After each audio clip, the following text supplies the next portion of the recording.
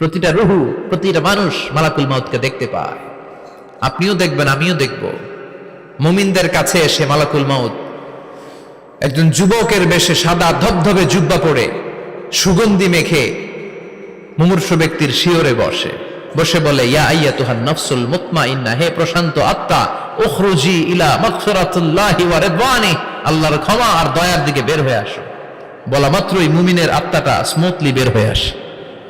কাফান মিন আকফানিল জান্নাহ, হানুত মিন হানুতিল জান্নাহ, জান্নাত থেকে আনা সুগন্ধি কাফনের মধ্যে পেঁচিয়ে তিনি রূহটাকে নিয়ে ইল্লিনে চলে যায়। সরাসরি দেখে মালাকুল মাউতকে। আর যারা ইসলাম বিরোধী, কোরআন বিরোধী, তাদের সামনে এসে মালাকুল মাউত ত্রাস সৃষ্টি করে। আগে ধমক।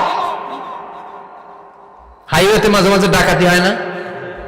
বাসগুলোর মধ্যে যখন ডাকাতি হয়, বাসে থাকে 50 জন, ডাকাত ঢুকে 5 জন। এই 5 জনের ভয়ে সবগুলো পেশাব করে দেয়, কারণ ত্রাস সৃষ্টি করে। এসেই চাইনিজ কুড়াল দিয়ে আগে কুবায় দেয় 4-5 জনের। রক্ত দেখে কি দেওয়ার সব আগে রেডি করে রাখে। মালাকুল মাউত এসে কাফের, নাস্তিক, মুশরিকদের সামনে সেরকম একটা ত্রাস সৃষ্টি করে। ভয়ে লোকটা কাঁপতে থাকে।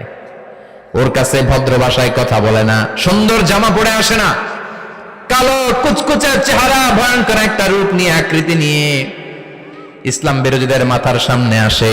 দুর্গন্ধযুক্ত চেহারার দেহ নিয়ে ধমক দিয়ে বলে, ও পাপাত্তা, ইয়া আইয়াতুহান নাফসুল খাবিসা উখরুজি ইলা গাদাবিল্লাহ, হে পাপাত্তা, আল্লাহর রাগ, ক্রোধ আর গজবের দিকে বের হয়ে আয়। মুমিনের আত্মা বলার সাথে সাথে যেমনি মুমিনের দেহ থেকে বের হয়ে জান্নাতি কাফনের ভেতরে ঢুকে, কাফেরদের আত্মাও কি এরকম তাড়াতাড়ি বেরোতে চায় নাকি? কাফেরদের আত্মা বেরোতে চায় না। ডানে দৌড়, বায়ে দৌড়, সামনে দৌড়, পেছনে দৌড়, আহা, দৌড়াদৌড়ি করে। মালাকুল মাউত এটাকে টেনে হিচড়ে, একটা জীবিত ছাগলকে জবাই না করে তার চামড়া উল্টার দিকে টেনে হিচড়ে বের করলে ছাগলটা যত কষ্ট পায়, এর চেয়ে কমসে কম 70 গুণ বেশি কষ্ট দিয়ে কাফের, মুশরিক আর গাদ্দারদের রূহ কবজ করা হয়। আল্লাহ, এই পরিস্থিতি থেকে তুমি আমাদের বাঁচাও। মুমিনদের রূহ যেমনি কবজ হয়, ওইভাবে রূহ কবজের ব্যবস্থা করে দিও। ঈমানের মৃত্যু নসিব করে দিও, শাহিদি মৃত্যু নসিব করে দিও। আমাকে শহীদ করে সেই মিছিলে শামিল করে নিও, যে মিছিলের নেতা মীর হামজা, খোবায়েবে খাব্বাব, আল্লাহর কাছে ছিল অতি প্রিয়, শামিল করে নিও। আমাকে শহীদ করে সেই মিছিলে শামিল করে নিও। পড়েন আমিন। আর জোরে পড়েন আমিন। তার মানে বিমান দুর্ঘটনায় হোক, কিংবা লঞ্চ ডুবিতে হোক, কিংবা আগুনে পড়ে হোক, কিংবা আত্মঘাতী হামলায় হোক, যে যেখানেই মারা যায়, কবরের 3টা প্রশ্ন তার জন্য আছে না নাই? ইসলাম বিরোধীদের জন্য প্রশ্ন 3টা, আপনারা যারা মুমিন তাদের জন্য 4টা। আপনাদের জন্য একটা বেশি, আলহামদুলিল্লাহ। কোন কবরে এসে প্রথম প্রশ্ন করবে, মুনকার নাকির যখন চলে আসবে, 40 কদম যখন আত্মীয় স্বজনরা লাশটাকে কবরের মধ্যে দিয়ে 40 কদম চলে যায়, তখনই ফেরেশতা চলে আসে। আহা, শেষ, সব শেষ। এসেই পরীক্ষা শুরু। মার রব্বুক, তোর রবের নাম কি? চিল্লায় বলেন, আমাদের রবের নাম কি? আমরা বলবো রব্বি আল্লাহ, আল্লাহ আমারে রব।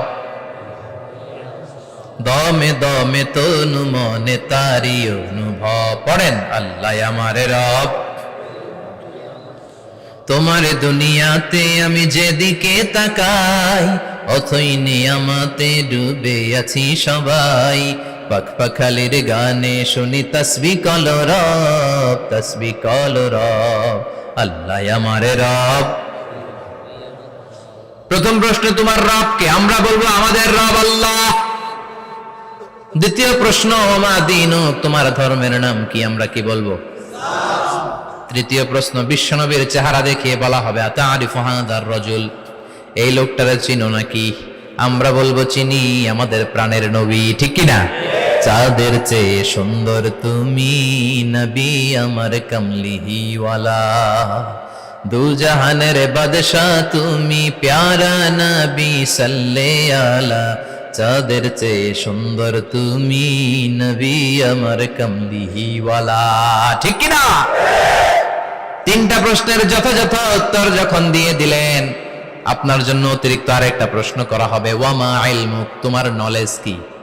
তিনটা প্রশ্নের উত্তর যে তুমি করতে পারলা, কিভাবে পারলা, কেমনে জানলা? নকল করে বলছো নাকি জেনে বুঝে আসছো? নকল হয় না? এখন তো পরীক্ষা চলতেছে বোধহয়। কি পরীক্ষা? এসএসসি পরীক্ষা। নকল হয়? কৃষ্ণপুরে নকল নাই না? এখন মনে হয় এগুলো একটু কমছে। একটা সময় ছিল অনেক নকল হইতো। পাঞ্জাবের ভিতরে নকল, পকেটে নকল, টুপির ভিতরে নকল, মৌজার ভিতরেও নকল, এমনকি মেয়েরাও নকল করে পরীক্ষার হলে আসে না নাই? স্কেলের মধ্যে লিখে নিয়ে যায়, হাতের মধ্যে লিখে নিয়ে যায়, ওড়নায় লিখে নিয়ে যায়, কাপড়ে লিখে নিয়ে যায়, আসে না নাই? ফেরেশতারা বলবে নকল করছো নাকি? কেমনে জানলা? তিনটা প্রশ্নের উত্তর তুমি কেমনে বললা? আল্লাহ তোমার রব, ইসলাম তোমার ধর্ম, এই লোকটা বিশ্বনবী, কেমনে চিনলা? আপনাকে তখন বলতে হবে আমি কোরআন থেকে শিখেছি, আমি হাদিস থেকে শিখেছি, আমি ইসলাম জেনে বুঝে মেনেছি, আমি আন্দাজে কোথাও ঘুরি নাই। চিল্লায় এখন ঠিক কিনা? আপনাকে বলতে হবে। এজন্য শিখতে হবে, প্রতিনিয়ত ইসলাম সম্পর্কে জানতে হবে, আখের গোছাতে হবে, জীবনটাকে আলোকিত করতে হবে। চিল্লায় বলেন ঠিক কিনা? চারটা প্রশ্নই যখন হয়ে গেল, ফেরেশতারা বলবে আহলান ওয়া সাহলান ওয়া মারহাবান বিক, খোশামদেদ, কংগ্রাচুলেশন, খোশামদেদ, কংগ্রাচুলেশন, সব প্রশ্নের উত্তর তুমি পেরেছো। ফায়ুফসাহু লাহু কবরুহু ৭০ যিরান, আপনার কবরটারে ৭০ হাত লম্বা করে দেয়া হবে। ওয়া ইফতাহু লাহু বাবুন ইলাল জান্নাহ, আপনার কবর থেকে জান্নাতের দিকে দরজা খুলে দেয়া হবে। ওয়া ইউলবাসু মিন লিবাসি আহলিল জান্নাহ, জান্নাতের দুইটা রেশমি কাপড়ের পোশাক এনে আপনারে পরিয়ে দেয়া হবে। আর বলা হবে নাম কানাও মিলা আরুস, ঘুমাও, sleep, you should get some sleep now, তোমাকে লম্বা সময় পাড়ে দিতে হবে, ঘুমাও। কানাও মিলা আরুস, যেমনি বর বাসর রাতে আরামসে ঘুম দেয়, বাসর রাতে যেমনি বর কনেকে নিয়ে মধুর ঘুম দেয়, তুমিও ঘুমাও, কেউ তোমার ঘুম ভাঙবে না। মালাক ইসরাফিলের, কিয়ামতের জন্য ইসরাফিলের সিংহায় যে ফুৎকার আছে, ওই ফুৎকার ছাড়া কোনো কিছুই তোমার ঘুম ভাঙাতে পারবে না। আলহামদুলিল্লাহ পড়েন। আল্লাহ আমরাও যেন চারটা প্রশ্নের উত্তর দিয়ে লম্বা একটা ঘুম দিতে পারি, পড়ে না আমিন। ওয়াম্মাল কাফির ওয়া আহলুশ শিমাল, আর ইসলাম বিরোধী যারা, তাদের সামনে আসবে মালাকান আসওয়াদান আজরাকান, কৃষ্ণ বর্ণের দেহ, নীলাভ বর্ণের দুটো চোখ, গায়ের রং কালো, চোখের রং নীল। দেখতে কেমন লাগে? আলিফ লাইলার ভূতের মতো। কথা কন। গায়ের রং কালো, চোখের রং নীল। ফেরেশতা দুইটা আসবে, এসে ত্রাস সৃষ্টি করবে, এসে বলবে বল তোর রবের নাম কি? মার রব্বুক। ইসলাম বিরোধী মুশরিক, কাফের, নাস্তিক এরা বলবে আমি জানি না আমার রবকে, আমি জানি না, আমি তো আজীবন শুধু চেয়ার করেছি, মদ খেয়েছি, আমি ধর্ষণে সেঞ্চুরি করেছি দুনিয়ার বুকে, আমি টেন্ডারবাজি করেছি, চাঁদাবাজি করেছি, আমি মাস্তানি করেছি, আমার দাপটে এলাকার ইসলাম প্রিয়রা বাসায় ঘুমাতে পারে না। আমি ছিলাম টেন্ডারবাজ, আমি ছিলাম গডফাদার, সন্ত্রাসীদের লিডার, আমি ছিলাম ডন 1 2 3 সব, আমি ছিলাম ডনের ডন, আমি ছিলাম মাস্তান, রংবাজ। রব টব কি আমি তো জানি না। লাদ্রি লাদ্রি, আমার জিজ্ঞেস করো না। আবার প্রশ্ন করা হবে ওয়ামা দীনুক, তোর ধর্মের নাম কি? বলবে লা আদরি, আমার কোনো ধর্ম নাই, আমার কোনো ধর্ম নাই, আমি শুধু মৌজ মাস্তিতে ছিলাম, আমি আনন্দ ফুর্তি করেছি, ইসলাম নিয়ে আমার মাথা ব্যথা ছিল না, আজীবন ইসলামরে আমি বাস দিয়েছি। চিল্লায় বলেন ঠিক কিনা?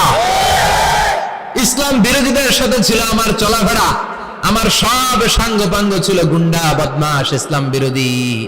রব কি, ইসলাম কি, এগুলো আমি জানি না। আমার এগুলো জিজ্ঞেস করো কেন? ধর্ম কি আমি জানি না, আমি কিচ্ছু মনে করতে পারছি না।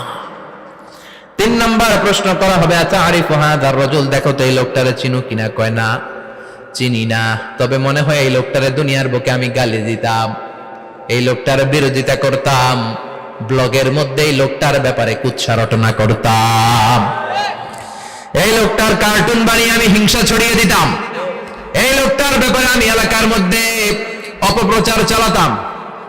ফেরেশতারা বলবে তাই, এই ছিল তোর ডিউটি, দাঁড়া এখনই আমাদের খেলা শুরু, এখনই শুরু। ফায়ুতরাকু বিমাতারিক মিন হাদিদ, লোহার একটা হাতুড়ি দিয়ে মাথা থেকে পা পর্যন্ত পিটানো হবে, পিটিয়ে ওর গোশতের হাড্ডিগুলোকে থেতলে ফেলা হবে।